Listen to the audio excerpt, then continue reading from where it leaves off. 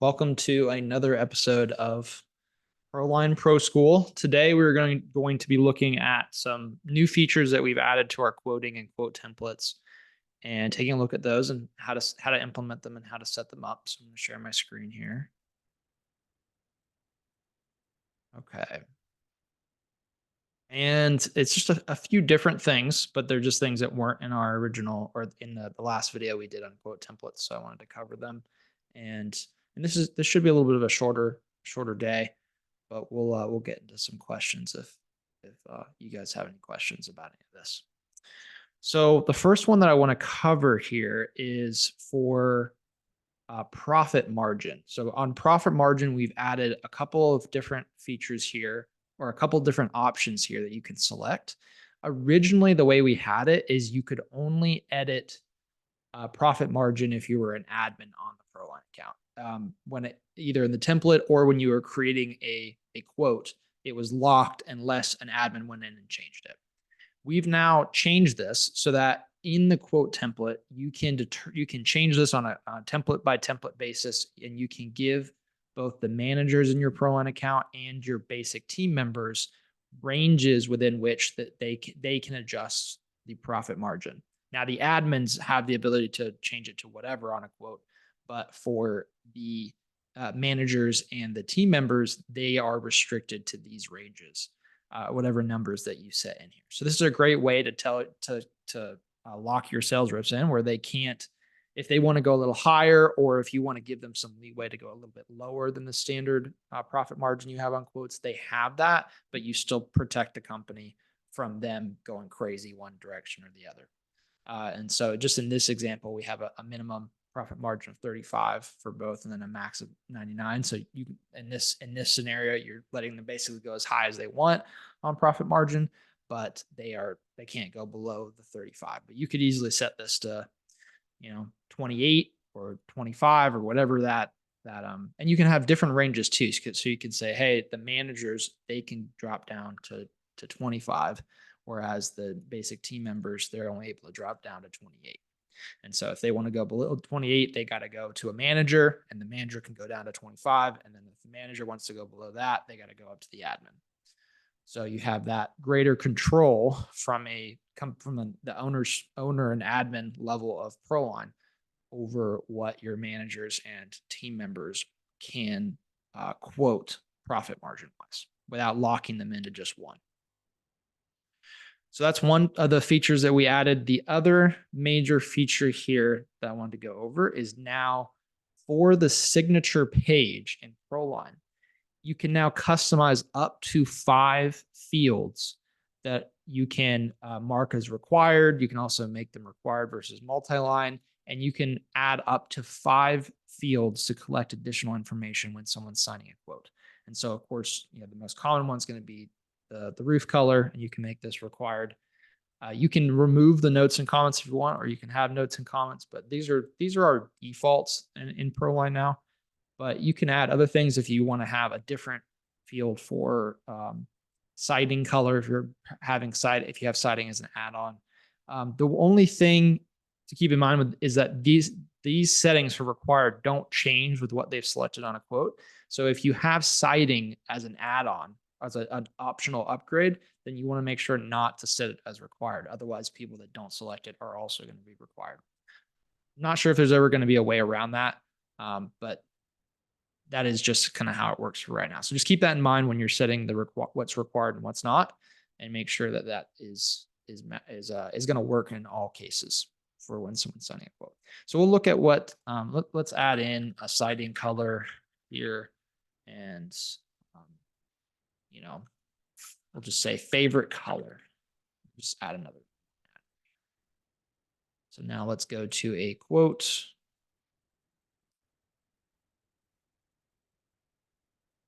And just in case it wasn't clear before, that profit margin here is what we were controlling. Now, this is an admin account in this demo, so it would still have full range. But if I were a manager or a team member, it would be restricted to within that range unless somebody else came in and changed it with different permissions.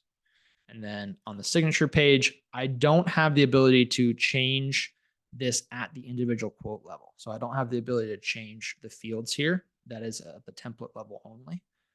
Just an important thing to note. So your reps can't change what the required fields are on an individual quote level. It's just set at the template level. And then when we go to when we go to sign, so this one must have been different templates.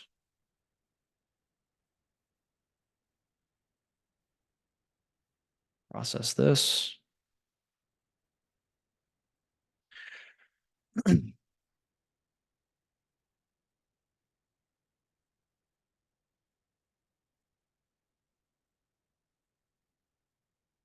So we go to sign, and so we can see now, this is, if you have a field set to multi-line, it will take up all the available space.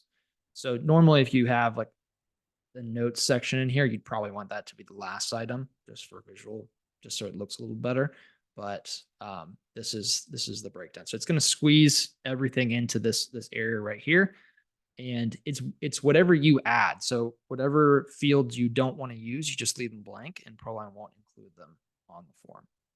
And then if they're required, they'll have a little asterisk next to them, and the signer of the quote will not be able to complete the quote until that is filled out. So I have all this filled out, but if I hover over this, it's going to show red there because I have to put in my shingle color. And then now I'm able to sign it. And I think that was it. I think I didn't really take the time to fully plan out. Things have been a bit crazy, of course, with Christmas.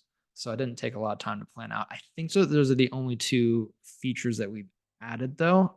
I feel like there was one other thing I wanted to cover. I don't know if we went over financing on the last time we talked about quote templates, but we do have that ability to display financing in your quote templates, and you can even put in a link to your financing application. We have the deposits, and then all of this is the same. We went over this for the invoices, but it's kind of worth going over again. If you, in your billing settings, set to pass card fees to customer, and then also build the card fee into profit margin, ProLine's going to automatically add a cash discount, so that way you're not double charging on that card fee. And so it's going to automatically add a cash discount, which is going to look like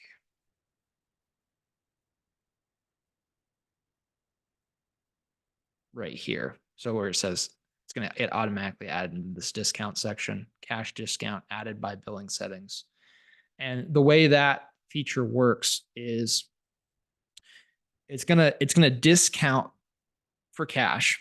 But then if somebody pays on your invoice and doesn't want to pay with cash, so they go into the invoice, pay now, and they select card, well, that's going to remove the card fee. And so this is going to match up exactly with what was on the quote. So whatever was marked as this is what you're getting off you pay cash gets automatically reversed if they choose credit or debit. And then with ACH eCheck, as long as you're not, if you're not passing the ACH fee, because there is an ACH fee, much smaller fee, but there is an ACH fee still. If you're not passing that to the customer, then it will be zero. But this whole thing still works if you do want to pass that fee along. It's for transactions over 10,000, it's capped at $50, but for less than 10,000, it can be less than $50. So if you want to pass that to your customer still as well, you can. And the way you can work with that is be like, well, the cash discount is for literal cash. So if you want to give us cash or hand us a check, then you get the full discount. If you choose ACH or eCheck, then you get a partial discount. And if you choose credit or debit, you get no discount. So that's just the way to work through that with your customer, depending on how you want to set that up.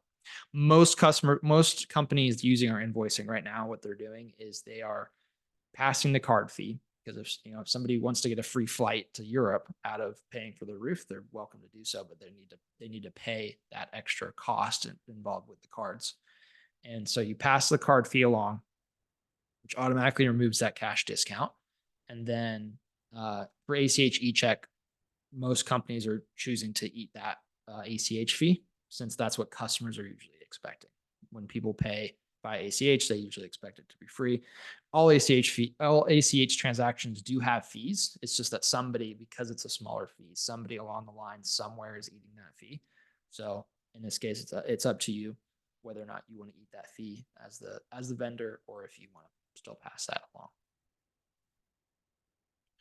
All right, I think that covers everything. Do you guys have any questions? It doesn't have to be about these features specifically. It can be any questions about ProLine or our quoting or invoicing. I'll jump in and ask one real quick, AJ. I'm working on obviously my templates right now on as far as the text goes, and we're doing like after my cover page, I'm doing a text page from the owner. Is there a way to format that properly where the spacing looks good and it's not all bunched up together? Let's take a look at this. So you have like an intro page here, and you're adapting the intro page, or you have a different page that you're adding. Yeah, so it's just like that. It's just basically, hi, thanks for work or looking at my company, blah, blah, blah. If you have any questions, please reach out. How I'm doing it, I spaced everything how you have it here, but as soon as I go to publish it, everything groups itself back together. Is it possible that you edited that in like Word or something and pasted it into ProLine? I've tried both. I'll try to delete everything, delete the page again, and just add all the text back in. I was just curious if there's a way to format inside that body there. Yeah. So the way, if you write it outside ProLine and paste it in, it can, or even paste between like inside of ProLine, it can be pulling over some weird formatting issues. So what I would do is I would come in here and clear formatting, and just hit that little X on the T button. That's going to clear formatting. And then it should work after that. So if we look at this, and I can take a look in your account and see, but it might look fine, but it might still have some weird formatting that's pulled over from wherever you copied it from. So like if we go in here, it's the same there. And so it's not looking like this, is what you're saying. It's not. Yeah. I'll let me work on that, and then I'll shoot you a message if it's still acting up. Okay. Yeah, I'm pretty sure it'll be fixed just by clearing formatting, but let me know. And I can take a deeper look at it and make sure that it's good to go. So, and I'm also going to take a look at that issue you were having with picking images. Yeah, I'm gonna have to run some tests tonight. I'm not sure what's going on there, but if the workaround right now is just upload images directly to the cover image area. Yeah. All right. Any other questions, John? You got any questions? Yeah, so I'm not using invoicing through ProLine yet. But I wanted to kind of ask like how the Zap works between ProLine and QuickBooks. Like when does it actually generate customer information? Like what stage is that all occurs? Because I've noticed it doesn't happen with everybody.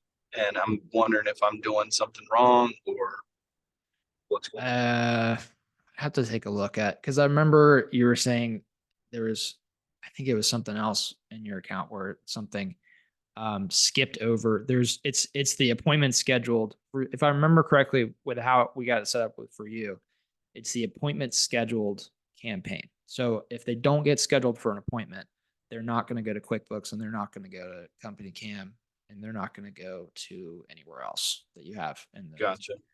So So if we just go straight from lead to like quote sent, it'll skip all those automations. correct. Okay. It's going to skip all All those. right. I think there is. I think if there was a way to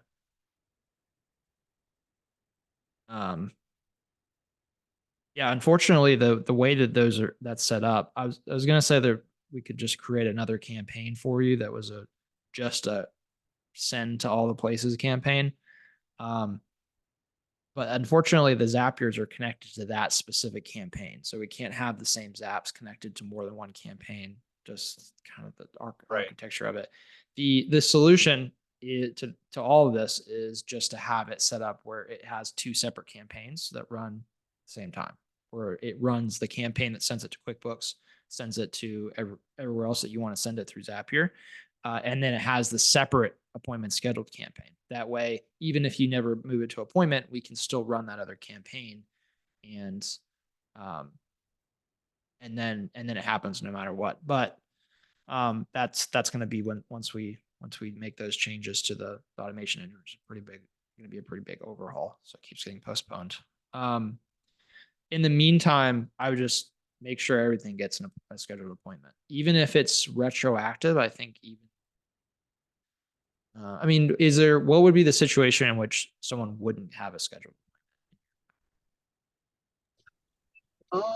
So some of the ones that have been dug up from like old leads and things, like they completely bypassed those things. And like, we ended up going back through and selling them, but Oh, like, yeah, but it's a very minor thing. And honestly, I mean, as long as everything new that's coming in is running through that, like it's not an issue. I'm just kind of wondering if maybe it was something that like we were bypassing on our end or what. Yeah. So that makes sense.